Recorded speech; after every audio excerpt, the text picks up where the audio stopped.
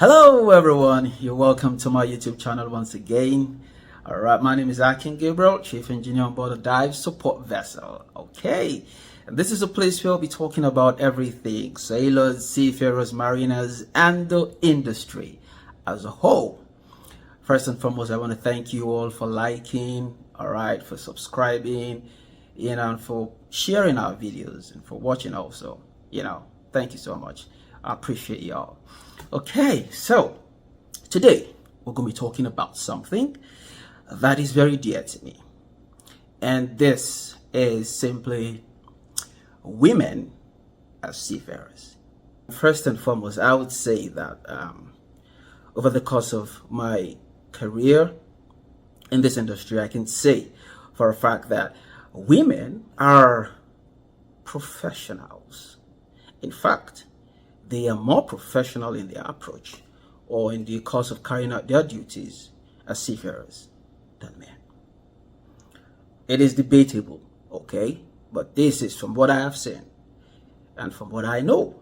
Women as seafarers is not something you easily come by, okay? There are so many challenges in it, and we're going to be talking about that because, you have some friends that you both go to school together, and then your career is flying high on board, but they're waiting for their chance to get on board. It's challenging, okay? It's challenging for women, I must say. And most of the challenges are, let me start one of them. The industry, first and foremost, okay, especially in the offshore industry where you have workboats, these vessels are built specifically for work. Okay, so there's little consideration that is put in while the building is going on that caters to comfort. Okay, what I'm trying to say in essence is you can have a vessel that has 4 guys in a room, and these 4 guys will share one bathroom. Okay, they are just trying to manage the space for accommodation so you can have more space on deck for other activities, okay, which is work itself. Now, in some cases, you even I've actually worked on a vessel where you have 8 guys to 1 bathroom. Okay, so most companies, when you go for an interview and then they see that, oh, she's a woman, or she's a lady, they start thinking, how do, we put her in a vessel where she's going to be having to share bathroom with 8 guys or 7 other guys. That already is something they don't want to do. Okay, they don't want to have to start, creating extra or making extra provision for the ladies. So simply, they will most times deny that, especially when you're coming in as a cadet. Now, it is a lot easier when you've become an officer, where you may not have to share bathrooms with about 7 guys or 3 guys, or as the case may be. Even if you have to do that, you most likely be on an opposite shift with the person in your cabin. So when he is at work, you are in the cabin and you have the cabin to yourself. And when you are at work, he has the cabin to himself. But we're still talking about the challenges. Okay, so that's one. Number 2 is when you come in as a cadet, all right, you're starting your career fresh. Okay, let's say the company has made provisions for your accommodation to be sorted. So in some cases, you come on board, and of course, the challenges are still there.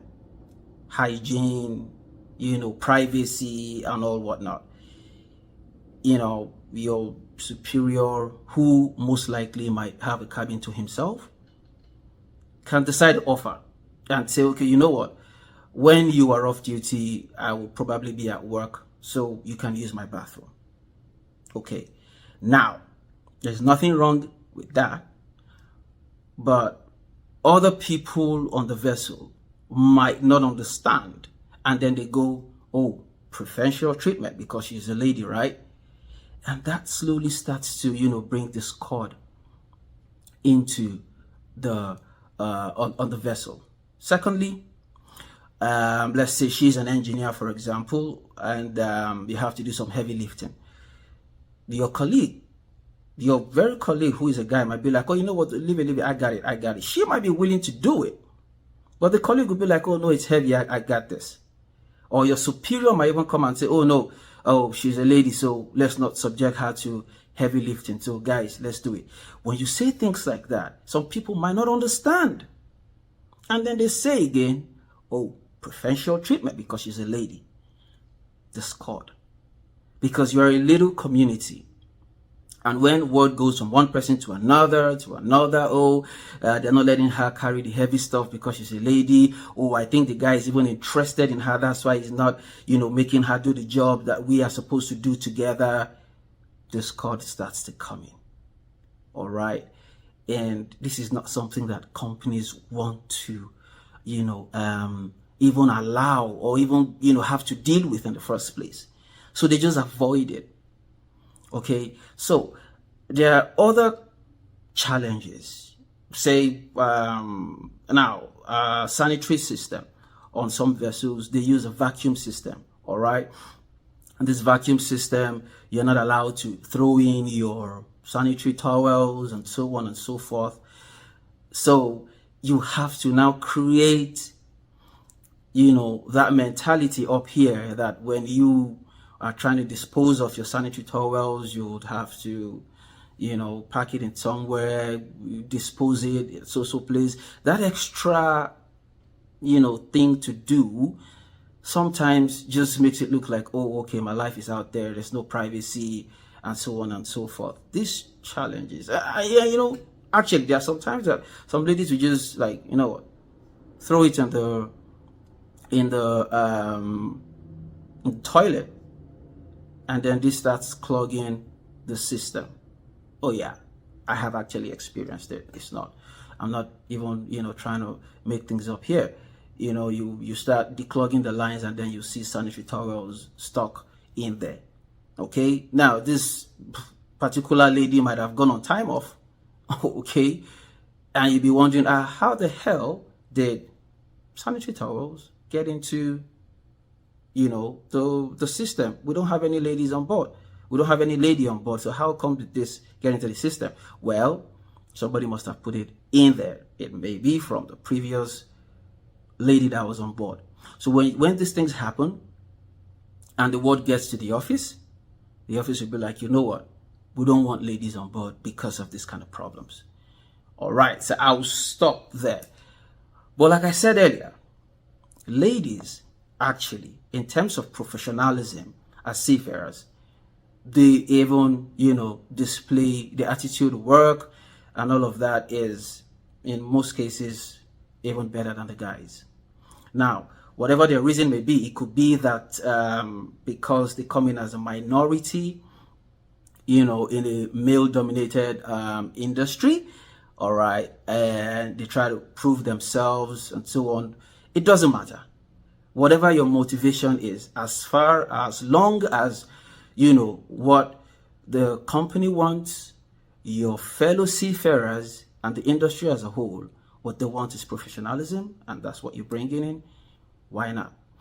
So it gets easier when you become an officer, because like I said at the beginning, you may now not need to share a cabin with, say, 4 guys or 7 guys.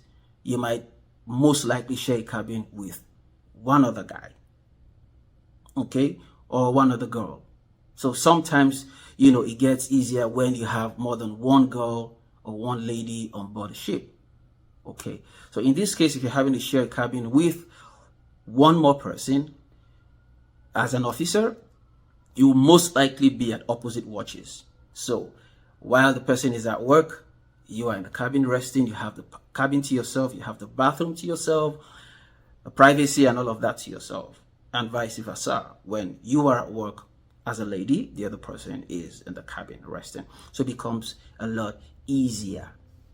So there's one thing that I did not also mention. When you come in as a cadet, okay, that's the most challenging time. for ladies, because most times your superior is trying to help you, okay, seeing that you're a lady. And the major thing that actually causes that problem is the fact that your colleagues and other guys on board the vessel might not understand this. Okay, so that's the time where you have to be extra careful, and focus on the job the most. Sometimes some ladies do get carried away, okay, and because I'm now quote and unquote close to the head of department, let's say the chief engineer, okay, they get a little bit carried away, okay. Maybe a second engineer is now asking you to do something, and then because you know that, okay, I have the ears of the chief engineer, I can decide to do it when I want to do it, or I wouldn't even do it at all, and so on and so forth. That is where problems will come in. But like I said, it is mostly at the junior level.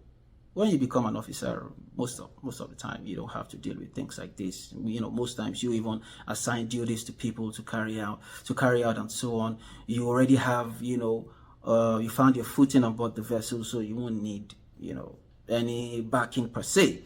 All right.